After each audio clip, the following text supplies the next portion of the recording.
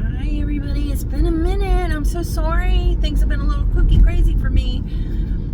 But I'm back, and I do want to welcome you if you're somebody who's been following me. And if you're new, well, welcome here too.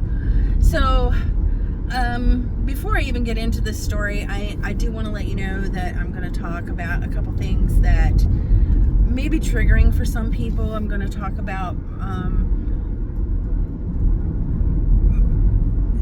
a little bit of sensitive topics, okay? Something that somebody did to my friend Vicky, and somebody, I'm going to talk about my mother's passing very briefly, but anyway. So yesterday I finally got to see her. She's been home for a couple weeks, and I went over to her house to clean it up a little bit and help her find some things and get some things organized. And she looks good. Not the same as she was before, obviously. She's using a walker now and a wheelchair if necessary. She's doing pretty good, and she's got a caregiver in there with her 4 days a week. So a couple days out of the week she's also by herself, and she's having guests to come today. 12 people, she said. I'm not sure what they're doing, but she's having company and she's having a little bit of a party. So that tells you the kind of person she is. Like, she's just incredible. So I was there, and I was going through some things on, remember, she's blind, okay? For those of you that don't know, my friend Vicky, she's blind. She's been blind as long as I've known her. And she had a stroke about 5 months ago. She spent several months in the hospital and in rehab, so she's been away from her apartment for a long time. And I went in and I cleaned it up good for her when she got home, and this is the first time I've cleaned it since she's been home. And she's the one, she's my second Snickers. I have two cats named Snickers. She's my second Snickers original mommy. So yeah, we love each other. We're very good friends, and I do love her.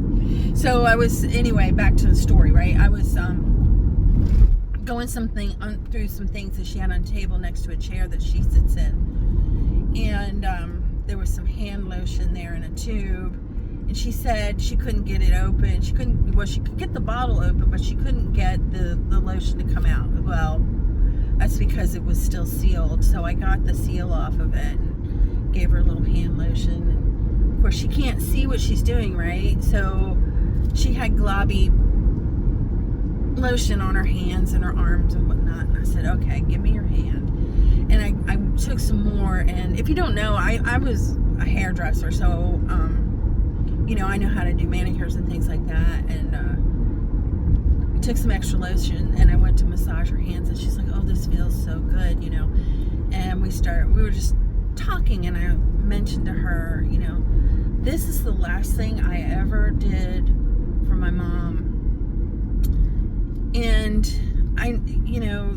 the backstory is that my mother, she was not a good mom. She really wasn't. She was an abusive person, and there were years when I didn't speak to her. But, I was healed from that pain, and I forgave her, and I was there when she passed away, and that is one of the things that I did for her while she was in the process of moving on. I was giving her hand massage, and Vicky looked at me and she said, you anointed her with oil. And I never thought of it that way.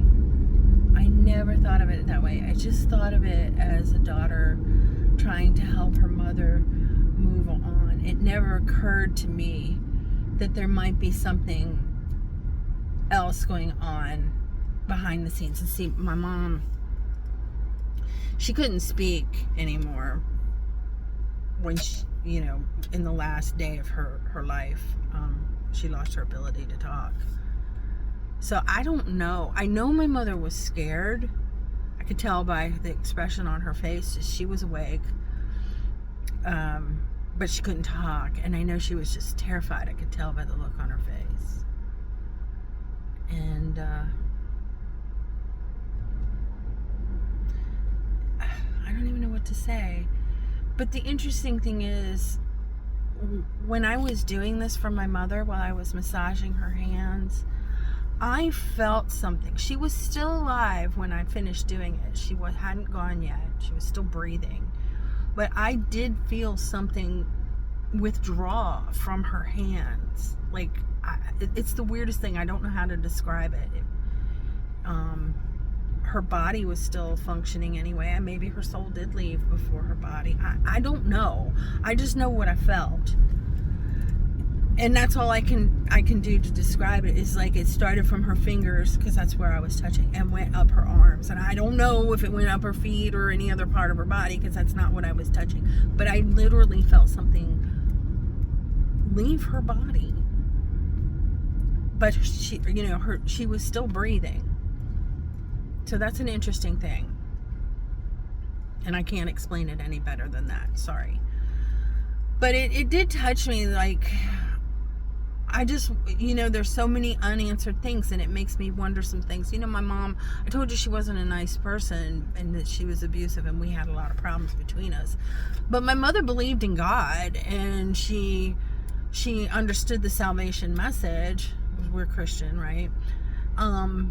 But she also used scripture to her own advantage. And my feelings on that is that she was mentally ill. She really was mentally ill. This is how I ended up being healed from the pain that she caused me. She was mentally ill, and so even though she was responsible for the damage that she did to me, which is healed now, by the way, you don't have to worry about that. But there was also chemical things going on in her brain that she couldn't necessarily help. So it's like a very difficult to explain unless you're in the middle of a situation like that.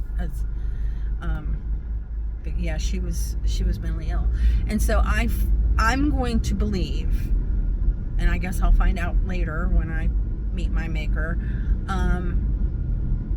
But for now, I'm going to believe that she was saved and that God has healed her and she's not mentally ill any longer. That's, so whatever things that she was doing that I guess technically were sinful, but also evidence of her illness, the Lord will take care of it. So I did some things for Vicky, and this is the other part that's going to trigger some people, because it kind of triggered me a little bit too. Her caregiver was there, and she was very sweet. I liked the lady that was there taking care of her. But she's had other people coming in throughout the last couple weeks, and when she first came home, she had 24-hour care. So for the first, I don't know how many days it was, and she needs assistance in the bathroom, and she needs assistance getting in and out of her bed and different things like that. And this was overnight. One of her caregivers got upset with her because she was getting up to go to the bathroom too many times and told her to put on a diaper. And just, who says that? Just use the diaper through the night.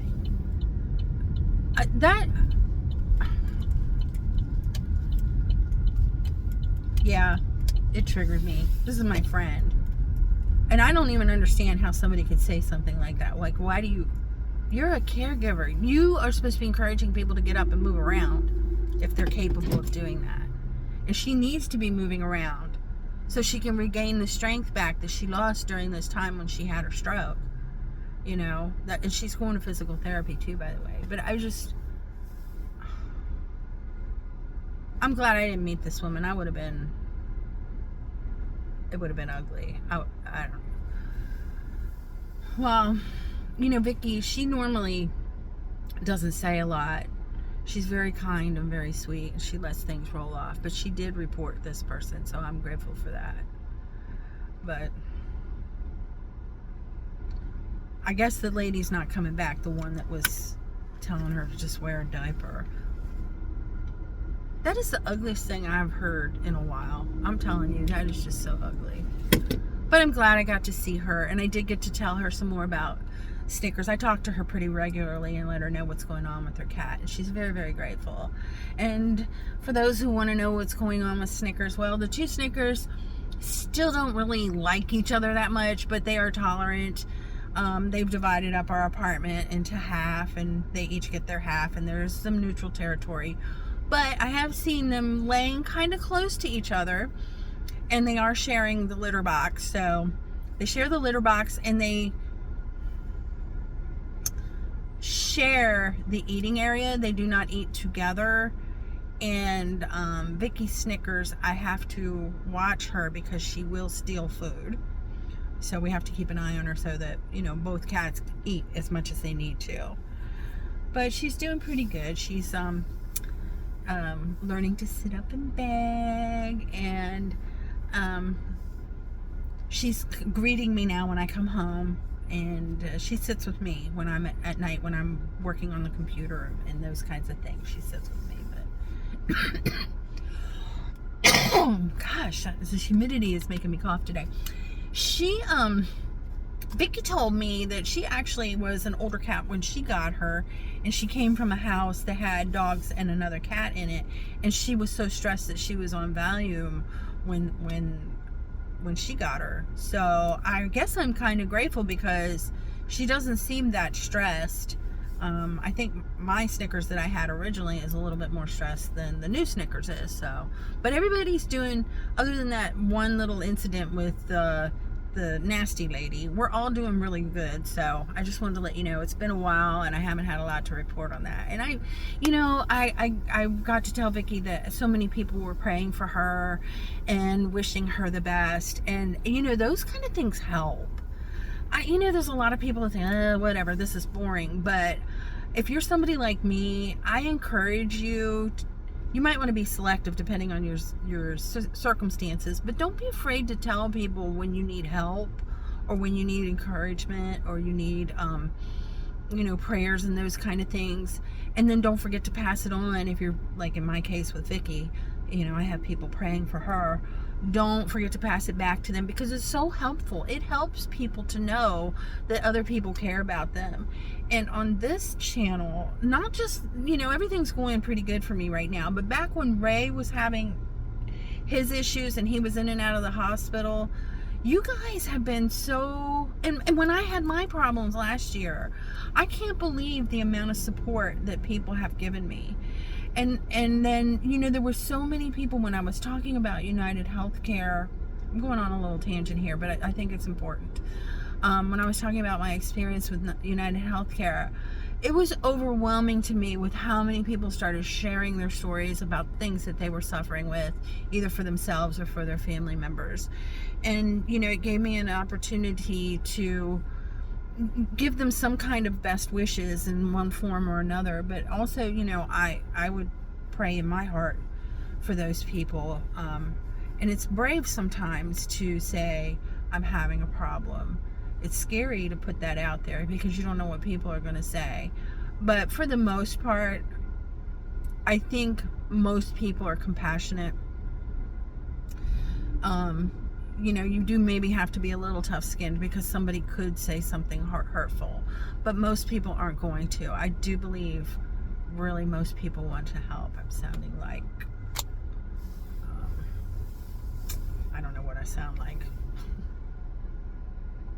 Anne Frank. I sound like Anne Frank. Bless her. Anyway, that's the report. I hope I didn't trigger anybody. It's really not too bad, and I will talk to you guys soon.